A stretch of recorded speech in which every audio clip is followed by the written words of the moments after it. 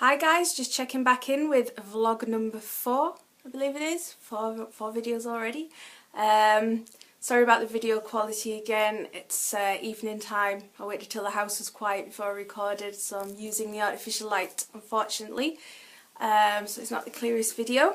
Today is Tasha's birthday. She's 10 years old, can you believe it? And she's sleeping, so I'll try and get her to wake up. She got this, as well as some treats, and she was disinterested in this one, so... Anything? Sis? Yeah. Oh, look at that. Yep, so happy 10th birthday to the Beagle. You go and go back to sleep. I think she's just gonna snooze. That's the way I would like to spend my birthday anyway, snoozing away like that.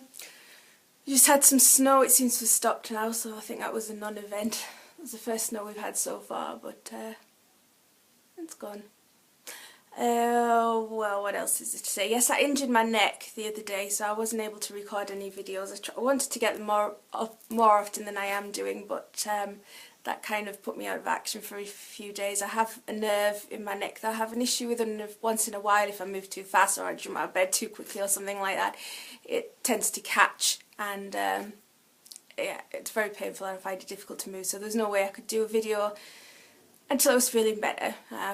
So I'm back in now, so thankfully that's good stuff. Now what's been happening around here? Well, there's been an issue with a sudden rise in crime against dogs. We've had people going around stealing pets, dogs specifically, out of people's gardens. It's the sort of thing you read about on the news, or you hear about on the news. It's not the sort of thing you expect to happen in your own town, but it is indeed happening here. There's been a number of reports of people seeing men in dressed in black climbing into people's gardens and trying to grab the dogs. We've had 2 French bulldogs that were attempted to be stolen, and what was the other one? A pug, a Labrador.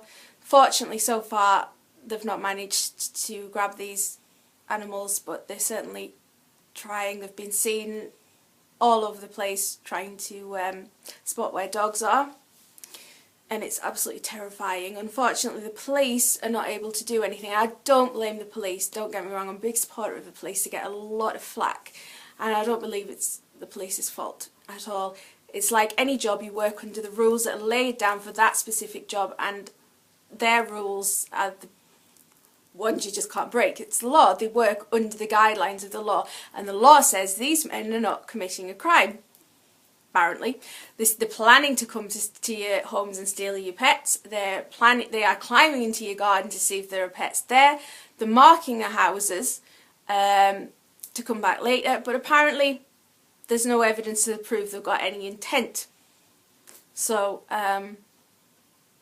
they're getting away with it so far, and this has forced the community trying to take steps of their own, and that's what terrifies me actually, is that when the law seems to favour the perpetrator, or the victims take things into their own hands, and that's when you have vigilante issues.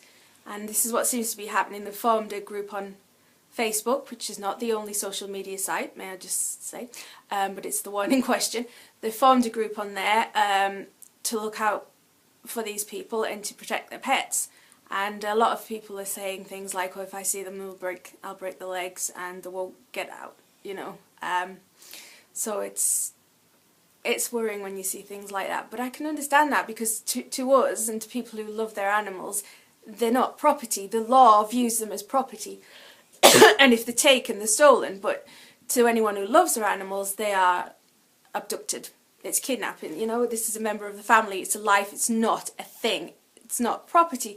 This is my baby, she's my little girl, and if anybody took her, I'd be heartbroken. I wouldn't be heartbroken if somebody took my iPad. I'd be really angry and devastated about it, but I would not be heartbroken.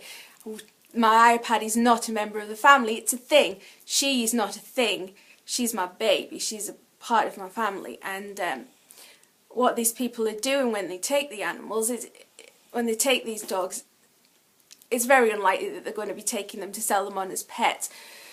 The most likely scenario is that they're using them in dog fighting, And you probably think, well, I wouldn't take my little Scotty dog or whatever to fight, because they don't fight. She's not aggressive, well, neither is she. You wouldn't see her in a dog fight. But what they use these animals for is bait dogs. And if you don't know what bait dogs are, it's pretty horrific. They don't need them to fight. They'll take any dog, any size, any shape, any temperament, because they use them to train the fighting dogs to kill. And they basically tie them to a tree or to a fence or a stake in the garden, sellotape their mouths shut and let the fighting dogs do the thing. It's to train them how to kill, basically, and they'll either let one fighting dog at them or a bunch of them. But the bait dog never comes out well. You can imagine, it's pretty horrific. And the thought that somebody could be coming into my garden and taking Tasha is just horrific. So everybody in the town's on high alert at the minute watching for these, and we're trying to take our own steps to ensure that the dog's not taken. I've got a lock on the gate, but other people's got locks on gates, and they've said that they found the gates unlocked and marks on the gate. So everybody, I'm checking every morning that the gate's locked. I'm checking every time I let her out into the garden that the gate's locked, and looking around to make sure there's nobody hanging around. Because people have let the dogs out in the garden and somebody's been hiding behind the wheelie bin or the wall and jumped out and tried to grab the dog and run away with it, and they've had to jump on them to stop them. Somebody actually took a photograph of one of the men, but the police made them delete it because there's no evidence that they were doing wrong. Yeah, law again. I'm saying it's the law. I'm not blaming the police, but it's the law's an ass in this case. It really is. Yeah, and if you're worried about it, there's steps you can take, like I said, check your garden, have a good fence with a lock on it, but still check your garden because it can get in and unlock it from the inside, possibly. Keep an eye out for any suspicious characters looking at your house. If you're out walking your dog, anybody following you, anybody taking a particular interest in your dog. If you've got those signs in the window that says a dog lives here, take them out. I have a couple of signs, one that says Beagle lives here, another one that says house solely operated for the convenience of the hound. I've taken them out the window. They're not going back in there until things settle down, so they're out of the window. I mean, Google them, little tips to protect yourself from having the dogs abducted, because it's frightening what could happen to these poor dogs. It's just horrible. So yeah, look after your pets, really. Look after your family members, because that's what they are. And we're pretty scared for our pets right now, and hopefully, I mean, there's going to be a meeting with the police, so hopefully we'll be able to come to some kind of common ground with this, because we really do feel that something needs to be done. These people are just walking around planning something horrific, and apparently it's okay for them to plan. You know, it's alright for them to come and look to see if you've got dogs and to make plans to come back later and take that dog, as long as they don't actually take it. And that's not good. It's not right. So the community's standing together on this one, and hopefully there won't be any vigilante activities. If there is, I won't be involved with them. But having said that, if I see somebody trying to pick her up and run out the garden with her, I probably won't be responsible for my own actions, but I'm not pro-vigilante. It's just mother's instinct, and she's my baby, you know what I mean? So I'm going to leave it at that. Like I said, Google more details on how to protect your pets from being taken. Microchip them, definitely microchip them. She's microchipped, my cats are microchipped. I can't say enough about microchipping. It's going to be law that you get your pets microchipped soon. So you might as well get a head start, and they're certainly in the UK.